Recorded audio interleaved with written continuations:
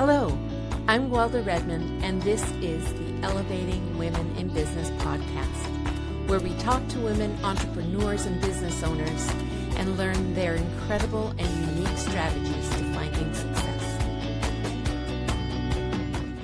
Hello, I'm Guelda Redman. I am the founder of the BC Women's Business Network and the host of Elevating Women in Business. Today, I want to welcome our fabulous guest, Denise Nickel. She is the owner of Energy Healing with Denise. So, Denise, how about if we just start out with you telling us a little bit about yourself?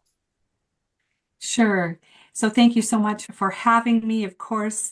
And Guelda, you and I have known each other for probably 32 years, many years. So it was so wonderful when a number of years ago you came back into my life. And so I am a retired nurse. I worked as a nurse for 22 years, the last 12 of that in palliative care, which was really my passion and my heart, but had to leave nursing because I wasn't well emotionally and mentally, and that was in 2010.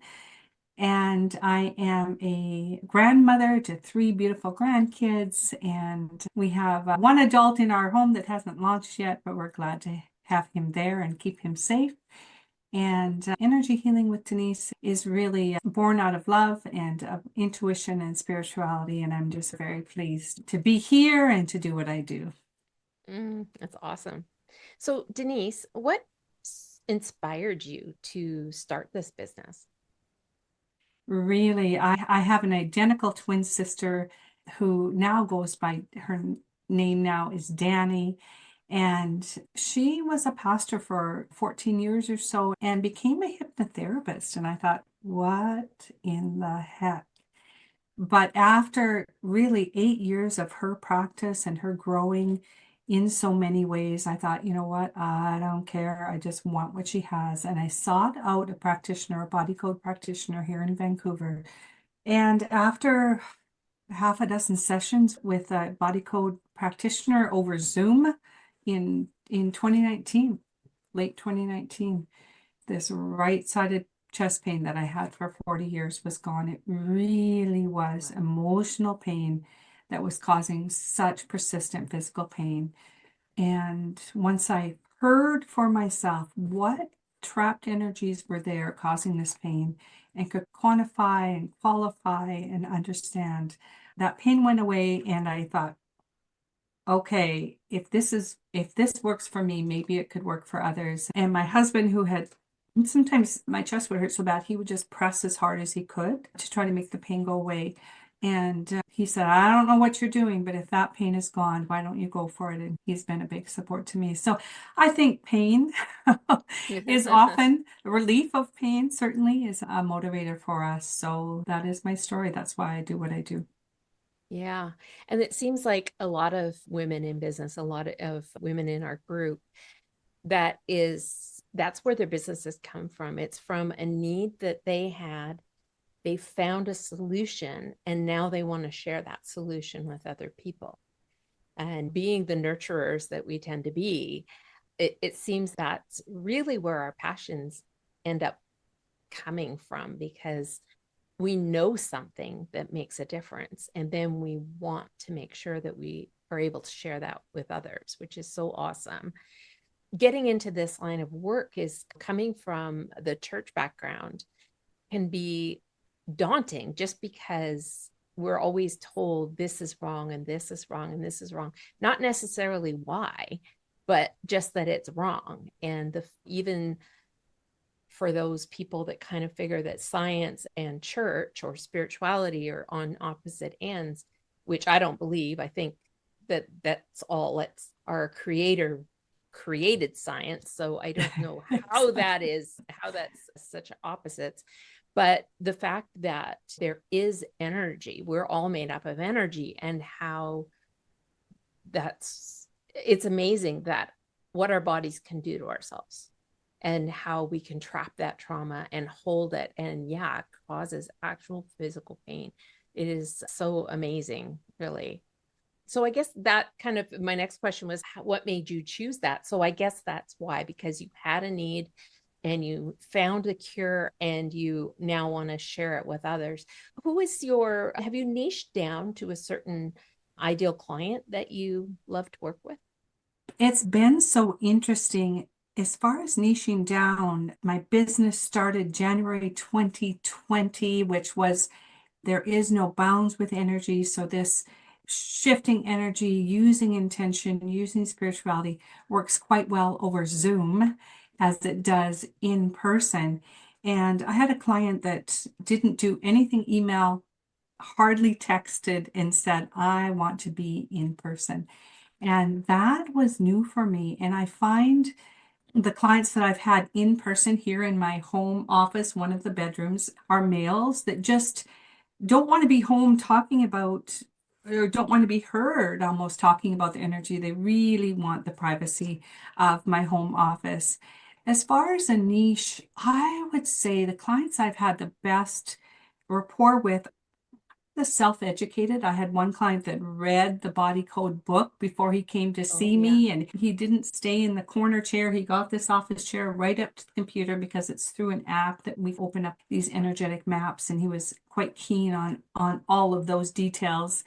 I would say my niche is really men or women that are really see the benefit of investing in their health energetically, Mhm. and some are quite at the end of their rope with dealing with dis-ease that hasn't gone away or has gotten worse. Or probably my niche client are those that really do feel those emotions strongly and are sensitive to that.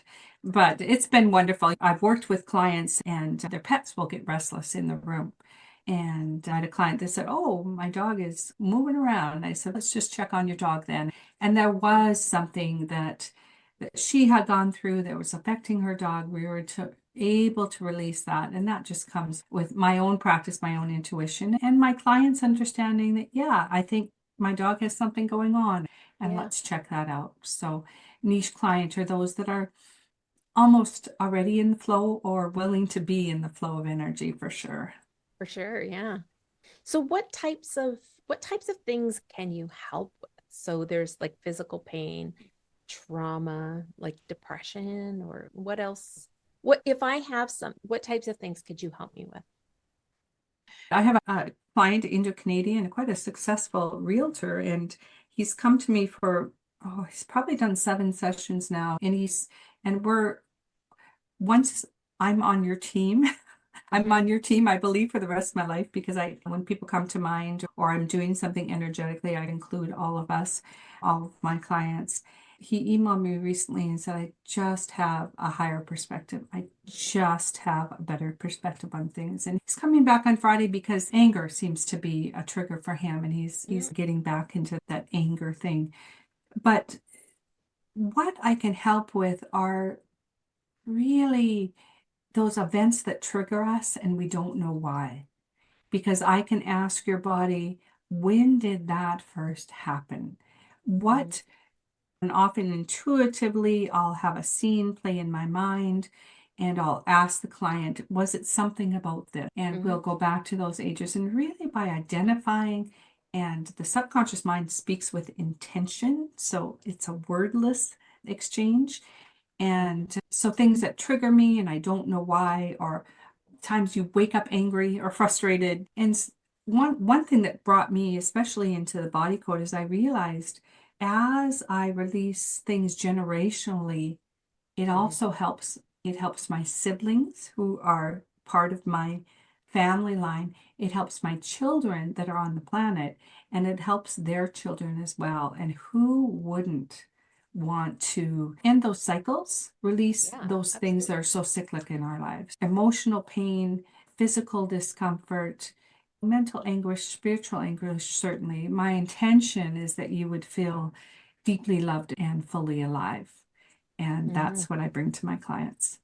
But I want to say, I think you use cure, but it is a process. So if you Mhm. think of a pie, here's the body code, here's energy work, here is your diet, your sleep, your Oh yes, it's meditation, it, all of that. yeah. So I try to give some type of intuitive homework, whether it's I had a client that she just met with me on emergent basis, and we cleared one emotion, and I gave her an affirmation to leave with just over text, and it was, I am safe to create, because the trapped emotion that was really in the forefront, and that's what I asked, it was creative insecurity, just that fear of creating something new.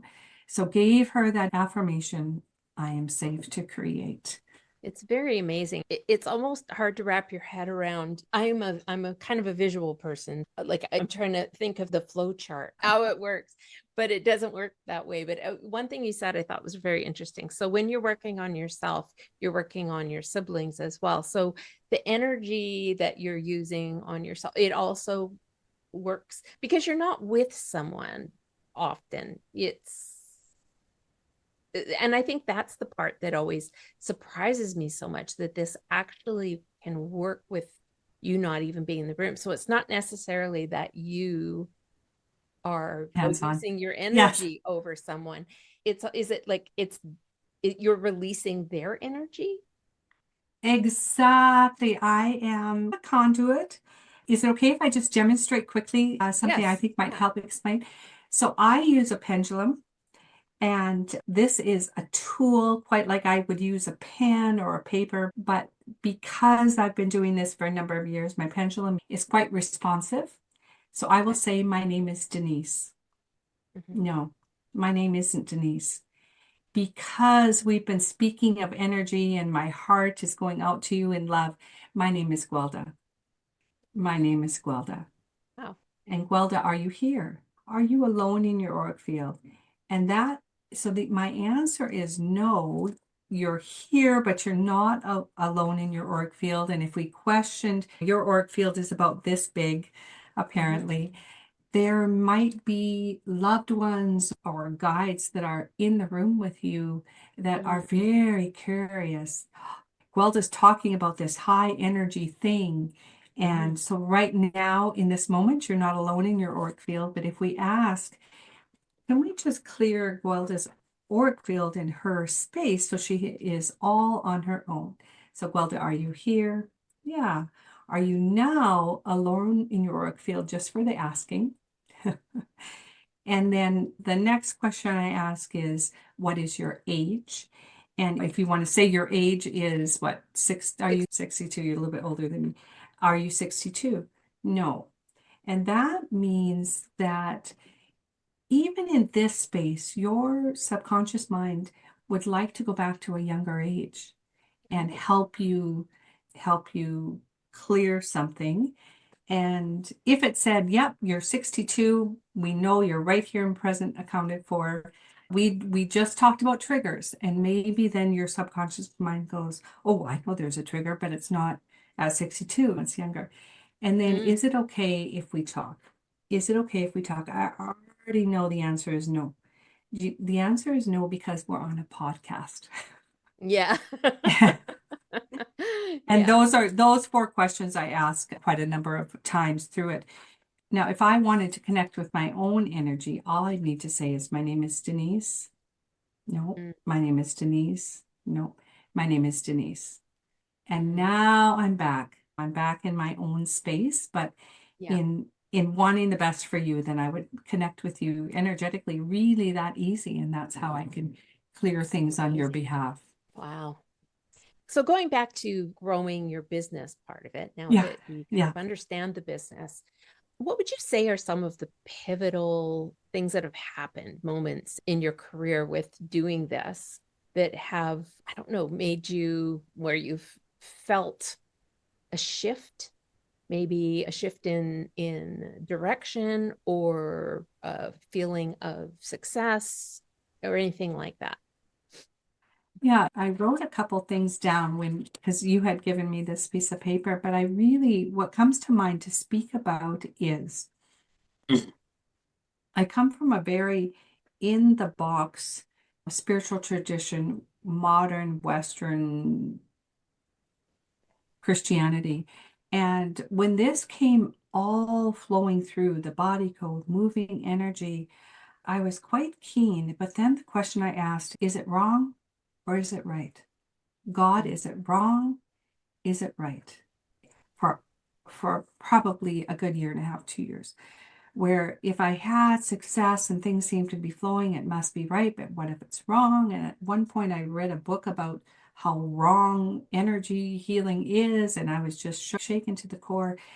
And I have so one of the biggest shifts is something that even happened this fall and even happened this week is not everything is, what is the word? Not everything is permissible, but whatever is helpful is permissible.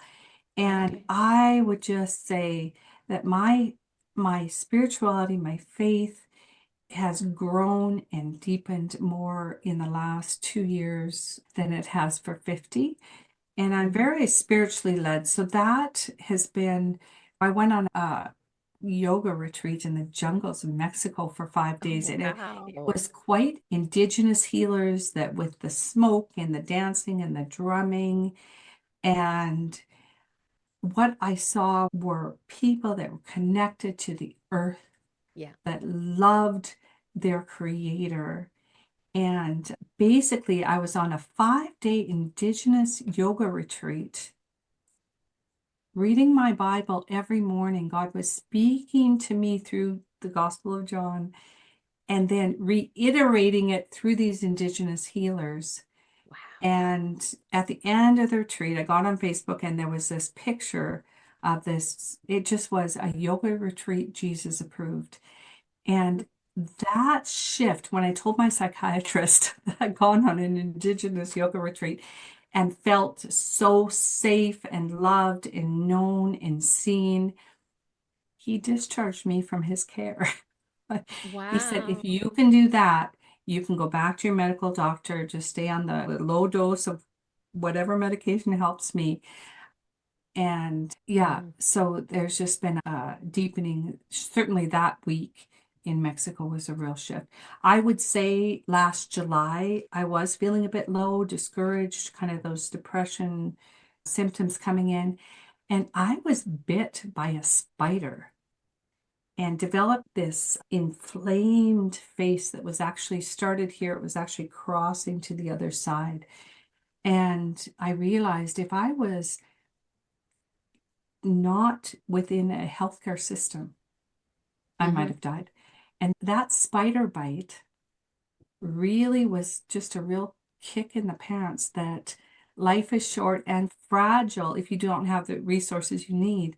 And it really helped spur me on again. So it is multifactorial, the things that keep us going. But those were certainly two shifts recently. Yeah. And finding motivation isn't always the easiest thing. Doing business isn't the easiest thing. It's work. It's a lot of Right. work. And for a lot of us too, we question ourselves or our abilities or whatever. When it comes down to it, is you make such a difference in people's lives that how could you not do it? Exactly. Exactly. Yeah, I had one client that was quite argumentative and just it ended up somehow in a difficult situation. And a couple of years later, she wanted more sessions with me. It was about her sense of privacy online, and I couldn't fix that for her. But recently she said, I can tell you this because we're friends. And I thought, Yeah. how lovely, how very lovely to have that Oh, yeah. shift. Well, it's a very intimate thing, isn't it? When you are connecting your energy with somebody else, it's a very intimate thing. So, what are some of the key strategies or habits that you contribute to your success? Really understanding life is just as hard as you believe it is. And so I have learned probably in the last year, just even last night, I was feeling anxious and I had a sense of my right chest, and my right chest didn't hurt. There was no pain, but that's where my negative or anxious feelings go. And so I am able to acknowledge that, but then bring your gaze up, bring your just your exposure to things that are loving and peaceful. And so raising my vibration and not staying in those lower shame, guilt, and remorse. I just don't stay there. Eckhart Tolle said something to Oprah, unhappiness does not survive in me anymore. Mm. And he had a very difficult childhood. He can think back to that, but unhappiness doesn't survive in me anymore. And I could say today that is true of me as well. One of my other questions is around your business and growing in your business. What has mentorship or collaboration played? How has that played a role in your growing your business? Did you have a mentor? Certainly, I spent 2 years learning core talk with Greg and Antonia, and they were mentors through those years. I would have to say my lifeline really has been a system that 5 of us have put into place. It's called the Master Practitioners Circle. And 5 of us every week, you subscribe to this service. It's a fraction of the cost of one-on-one sessions. Every week we do a group session for the people subscribed. And I handle the video part, and someone else handles the email, and someone else handles finances. So it's this group effort. So I literally have 4 sisters in business, in heart, in energy, these MPC practitioners. We've been doing this for over 2 years now. And we'll clear energy we'll be on mute for 15 minutes and we clear energy for the group and then we give our results. And I really am the one that I will clear through scripture passages. If my pendulum starts going backwards, when I Yeah. get to forgiveness of the Lord's Prayer, I know that's a bit of a sticky wicket for the group, so I will clear that. And I would say having these online sisters have been an absolute game changer for me. It's kept that consistent practice. When I go through periods where I don't have as many clients, I think I lose a little bit of confidence. But Mhm. to be with these gals, and it's what, $60 a month for 4 or 5 sessions, so it's quite reasonable.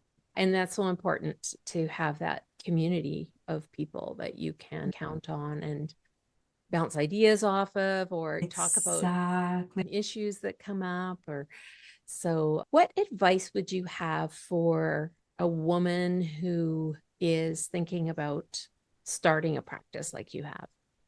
Ah, What do you wish you knew before you started? anyone who is thinking, understanding kind of energetic things or have been affected by energetic movement and healing in that way, I would just say I'm 3, 4 years in, everything's going to be okay. It's going to work out. But you have to go through those kind of the crucible of questioning, why am I doing what I'm doing? And the grace of this time is that I believe our spiritual and emotional understanding evolves, so that the universe is always expanding, Mhm. as is our understanding of things, and things like quantum physics. The science of energy there's a lot out there to understand. And Dr. Bradley Nelson is the creator of the Body Code, the Emotion Code. He's on YouTube. And now there's 2 books out. Now he offers 3 modalities through his organization, Discover Healing. Believe in yourself, believe in things you can't see, I think. Yeah. And I think in this line too, if you've probably only scratched the surface because we can't even begin to imagine that we're anywhere close to knowing what God has actually created, right? So we're scratching the surface trying to figure this out. And but yeah, there's so much, but finding just that having that self-confidence to start and knowing that you're making a difference in people's lives too. Exactly. And Yeah. I think so too. What I've learned in faith is you get what you expect to get. God is so Mhm. big and multifaceted. And I believe that there's a spiritual DNA in every person on the planet, whatever they believe or understand. And I remember years ago, I had a vision of being in heaven. I've had several of those, but I believed at that time that there's a heaven looks a certain way, Yeah. a throne room, or I can't think of the word right now, but I think I'm feeling a bit shy spiritually. So in my vision of God healing me of this thing, it's the next chapter I'm going to write in the book. I saw a throne room because that's what I expect to see in heaven, right? Where God really works with your own understanding. You understand what you expect to understand until you understand more. And Yeah. baby steps, really. Yes. Yes. Exactly. And just, yeah, and always being, and I think that's one of the things that I feel is really important is just to keep your mind open, and yes, have that conversation with God, whether it's right or wrong. And there's always evidence one way or the other. But yeah, we can't even begin to imagine that we're anywhere close to understanding everything and saying that this is right, this is Exactly. wrong. Yeah, this can't Right. be of God, whatever. Exactly. Denise, you just recently became a chapter leader with the BC Women's Business Network. So, what drew you to becoming a leader?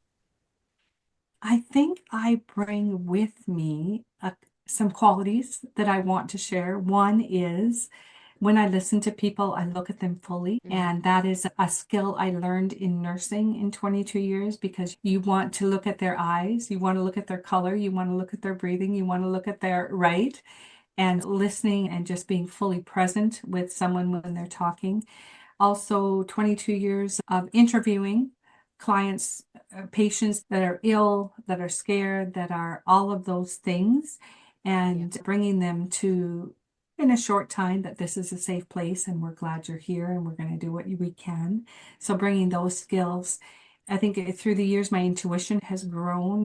It's funny, we could have done this last week, but I wasn't feeling well. But I had a meeting of the chapter last Tuesday, and the conversation, I needed to rein the conversation in, and I'm the leader apparently. And I said, I'm going to put on my leader's hat and in intuition. With my intuition, I just pictured those paper sailor hats we used to make. Oh, yeah. And so I said, I'm putting on my paper sailor hat. You remember we used to make those? And I was able to draw the group into where I wanted to direct them. And Yeah. then, and I knew I would say crowds aren't my favorite. Mornings are easier for me. I'm usually Mhm. brighter in the morning than the evening, and I haven't gone to all the evening meetings. But I knew I could lead, and I knew if I led, I would have to show up. End of Yes. story. End of Yes. story. Yes. I Exactly. think I Yeah. think that's true of for me as well. If I often think if I wasn't leading meetings, I would just find reasons not to go. And which is odd coming from me as the founder that I would, but I totally get that sense. So, what is it about networking that you think is so important?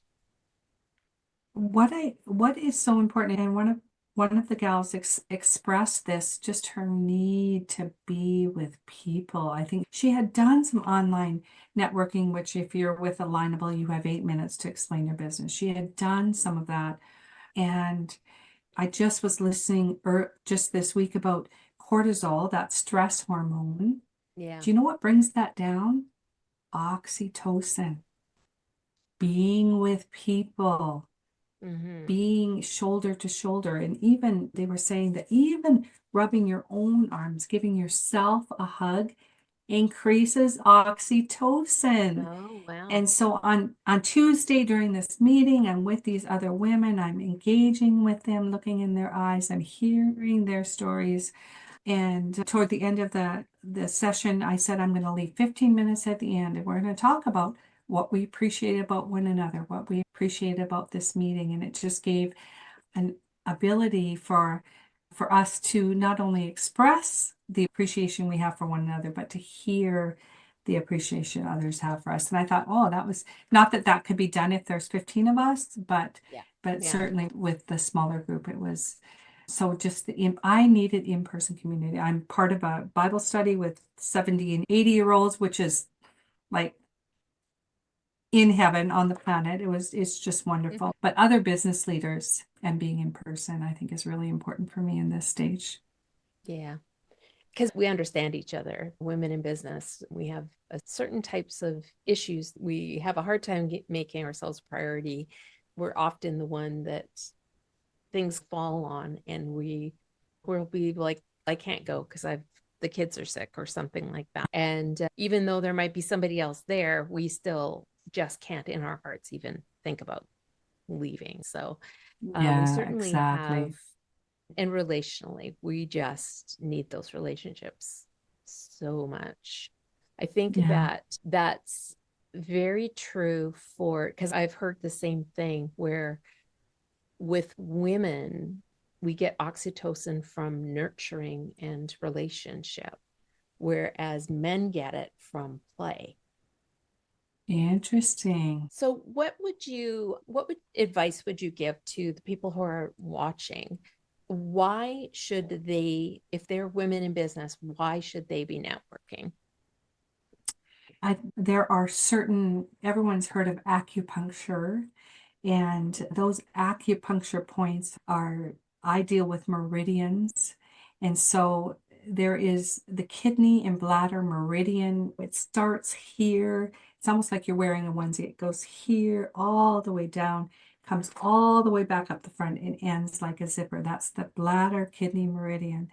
So when I started working with Core Talk, working with meridians, that was my signature meridian, and it was all about visibility. The bladder meridian, if I have it right, is big anxious things, and the kidney is the smaller anxious things like visibility and networking.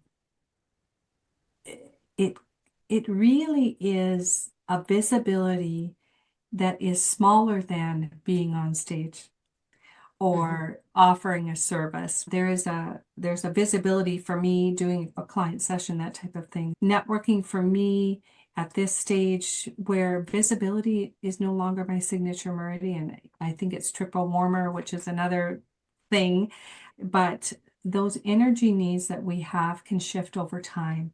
And I think the reason I'm able to lead a network now is because my bladder kidney meridian, that signature meridian, has shifted, and visibility is much, much easier for me now. So for those of us that visibility in business is our one thing that kind of catches our breath, then networking is a safe way to connect. And with BC Women's Business Network, a financial commitment is quite reasonable. And I understand, I think it's a bit more casual than some of the more structured, high pressure ones. I don't feel that sense of pressure. Yeah. So networking, I think it helps with that visibility piece. And that's something we definitely strive with, keeping it a safe, inclusive space for people. Right. Yeah, if you want to just practice coming out and telling people what you do, it's always hard at first, but and as people do it over and over, then it just becomes easier and it just starts rolling off the tongue and the confidence grows. So it's a great way to do that. Great. Denise, thank you Exactly. so much for coming and talking with me today. Is there anything else, any piece of advice that you'd like to just offer? I guess I would bring us back just a little bit, a full circle to that statement. Unhappiness does not survive in me Mm. anymore.